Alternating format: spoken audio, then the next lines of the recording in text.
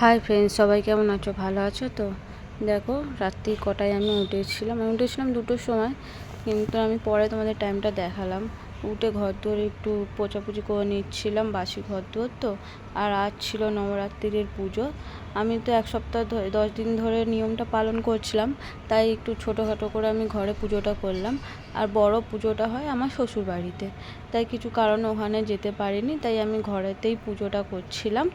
একটু মায়ের পুজো সেরে নিচ্ছিলাম। এখানে ঠাকুরের বাসনগুলো বার করে নিয়েছিলাম, মেজে মাজা ধোয়া করে নিলাম। আর ঘর দোর পুজো আমি স্নান করে নিয়েছিলাম, অত ভোরবেলায় স্নান করে নিয়েছিলাম, অতিরিক্ত আমার ঠান্ডা লেগে গেছিলো। এই যে বাসনগুলো মাজা হয়ে গেছে, মেজে এখানে ধুয়ে দিলাম। তারপরে চলে গেছিলাম ঠাকুরের ভোগের রান্না করতে। এখানে একটু আমি লুচি, আলুর দম, পায়েস আর সুজি রান্না করে নিচ্ছিলাম, কেন এই 10 দিন ধরে ঘরেতে সুজি লুচি এইসব রান্না হয় না। ঠাকুরকে দেওয়ার পরে তারপরেই ঘরে রান্না হয়।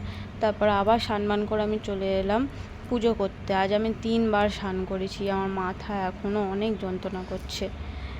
তো এখানে আমি পুজো টুজো সেরে নিচ্ছিলাম, তো নিজেকে আয়না দেখারও সুযোগ হয়নি, তাই পুজো টুজো সেরে নেওয়ার পর একটু ফোনের মধ্যেই ঝাঁকাঝাঁকি করে নিলাম। দেখে তো মনে হলো চোখ মুখটা পুরো শুকিয়েই গেছে, কেন সারা রাত্রি ধরে কাজ করছি, উপোস করেছিলাম। পুজো টুজো হয়ে যাওয়ার পর তারপরে বরমশাই একটা বজরংবলীর পতাকা নিয়ে এসেছিলো। আগের বছর ওটা টানানো ছিল, মানে 2 বছর হয়ে গেল টানানো ছিল বাইরে, তো কালারটা একটু চেঞ্জ হয়ে গেছিলো, তাই এবছর এই যে এই পতাকাটা চেঞ্জ করে নতুন পতাকা লাগানো হলো এখানে। তারপরে একটু রেস্ট নিয়ে সন্ধ্যাবেলায় আবার উঠলাম।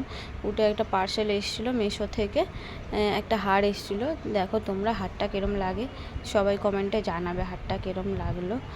আমি এর আগেও একটা হার কিনেছিলাম পুঁতির, কিন্তু সেটা আমি কাকির মন্দিরে মায়েরকে দিয়ে দিয়েছিলাম, তারপর আবার এটা কিনলাম। বাই বাই বন্ধুরা।